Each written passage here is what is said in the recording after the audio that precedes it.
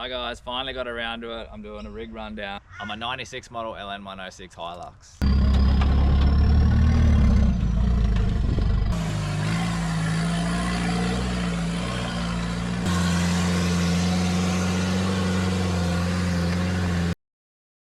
So I've been getting a bunch of comments lately, people like questions, people asking about the Hilux suspension, exhaust, motor, turbo, everything. So I thought I'll do a bit of a rig rundown.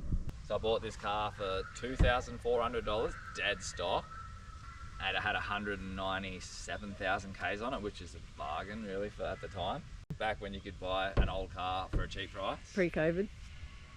All up, I think it's cost me around 10 grand, but I'll go through that later. This thing started out my work car, and then I've gone back and forward. I've gone roll cage and then tray, canopy. I've had so many different setups on this thing, it's not funny, but I'm pretty happy where it is now. Finally made up your mind. Finally made up my mind, I really did. A lot of work for yourself. I made a lot of work for myself, yeah. So we start out, we've got a top quality winch. They've never done us wrong. Nah, they've never done us wrong. We've owned a lot of these things, and I know what you're thinking, why'd you buy so many?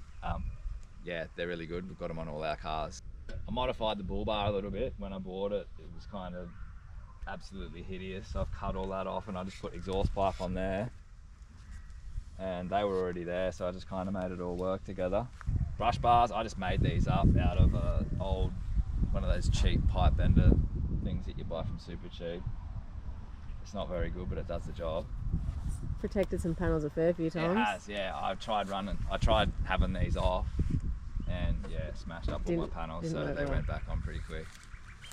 Side steps. Aren't steps. They're not really steps, but protection. That is solid. What is it, like 3mm 50 by 50 just L bar, and I've just welded it on, so it's just incorporated in with the thing. They work well. You can jack the car up from there.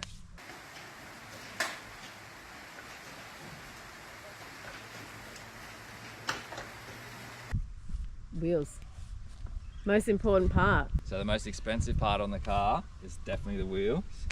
They're my third set, not of these, but I started out with 33s, then I went to 35s, and now I've decided to finish with 38s, 38.5s. Because as we know, size does matter.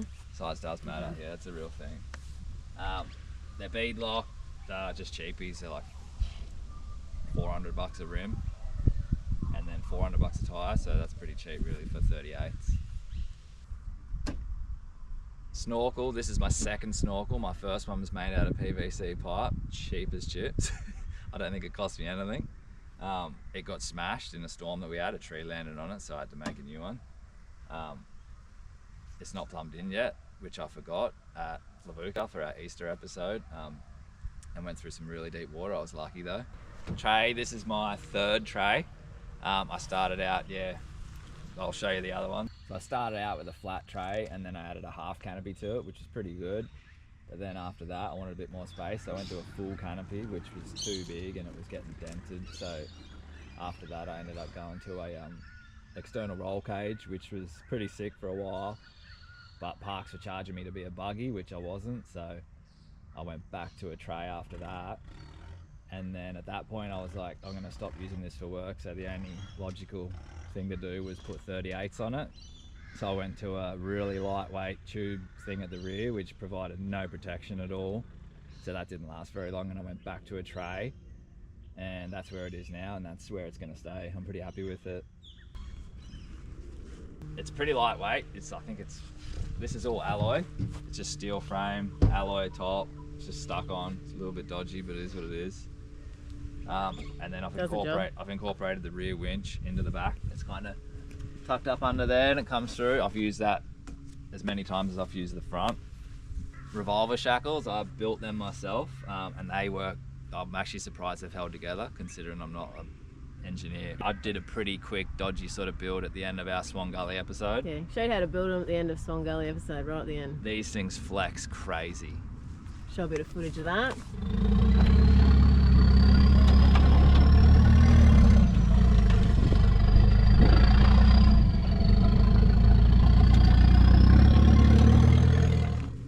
Running the air locker in the back, that's compressors kind of dodgily. Yeah, it's nice and firm up there. Up dry most of the time. yeah, that hasn't let me down. Love air lockers, always use them in all my cars. I've bought way too many air lockers for all different cars that I've owned. So in the front, I've just got an auto locker from Superior. They're about 550 bucks. I think they're only recommended for a maximum 33-inch tire. I got 38, so it's holding up really well. And I have full steering, like it doesn't steer, it doesn't have an issue. So I think if you put it in right, it won't affect your steering at all. Also nearly forgot my custom handbrake that I built. I plumbed it into the, standard old gadget. We did an Instagram reel on this and it got like over 400,000 views, so I thought I'd better mention that, nearly forgot. So 35 bucks for an ATV disc off eBay, and then I bought a caliper off a CRF 250 that cost $75, and then just hooked it up to my stock handbrake, just drilled a hole through that, and then I just made up this bracket which bolts to the transfer case and then bolts to the caliper. Pretty simple. That cost about 10 bucks. It did work, and it will work again. Someone did mention in the comments to put a bash plate. The cable actually ripped out, so I'll have to get onto that. Future plans are reduction gears, and that's about it. Just want to wheel it, and yeah, I'm pretty happy with the way it goes. I've had a heap of comments about people asking what engine is it, what exhaust, what turbo. You're about to be disappointed. It's just the 2.8 litre stock 3L motor running a CT20 turbo. And the reason it sounds so good is because when I did the custom handbrake, I had to, the exhaust was in the way where the transfer case comes out, so I had to cut it off, so it's basically just 3-inch dumped straight out. So that's why it sounds so loud. Future plans putting a 4-inch exhaust on it? Yeah, massively overkill, but I just wanna and I can, so why not? I'm gonna make it myself, so yeah, I'll do a video on that if people are interested in seeing that. It's pretty easy. Around 12, 13, maybe even 14 PSI. And I know that's too high if you're driving on the road, but when you're just cruising around tracks, it doesn't spool up that much, so it's not really an issue. You wouldn't want to run that high PSI if you're like, going down the highway, because yeah, that wouldn't be good. Also, the rear springs were a little bit sagged, so rather than going to spend thousands on new suspension for it, I just reset them in the pipe bender, the same one that I used to bend up the bar work on the front. You just, reset them, and it brought them back to life. I actually did that to the Land Cruiser as well. Same thing. I knew there's not much you can do with leaf springs, so I just reset them in the pipe bender to match the front, 4-inch lift, and yeah, it cost me nothing. I even tinted the windows myself. I did a job, but they're tinted, and that's the main thing. And it didn't cost me anything. Well, it cost me like, what, $50 a tint? $50 for the tint. Yeah. You can see it on the outside. You can see it on the outside. Hey, let's look at the back one. The back one looks better. Did you get to that last? That was the first one I did. So I considered painting it with just 2-pack paint, but I ended up going with wrap because I knew what a flogging it was going to cop. And yeah, it seems to hold up a little bit better, although I have pushed its limits. So all the mods I've done to this, remember this car gets trailered everywhere, so nothing's real serious. There's no engineering involved in this. It's just backyard mods. A lot of it is, it can be undone pretty quickly, so yeah. Only used for off-road. It's used for off-road only, so keep that in mind when you're doing custom stuff to your car. I absolutely love this car. I love old cars that you can work on them yourself. I'm not a mechanic or an engineer, so everything I do, I just like self-taught. I watch YouTube videos, and there you go. I learn how to do everything myself. If you make a mistake, it doesn't really matter. Lots of Googling. Lots of Googling, yeah.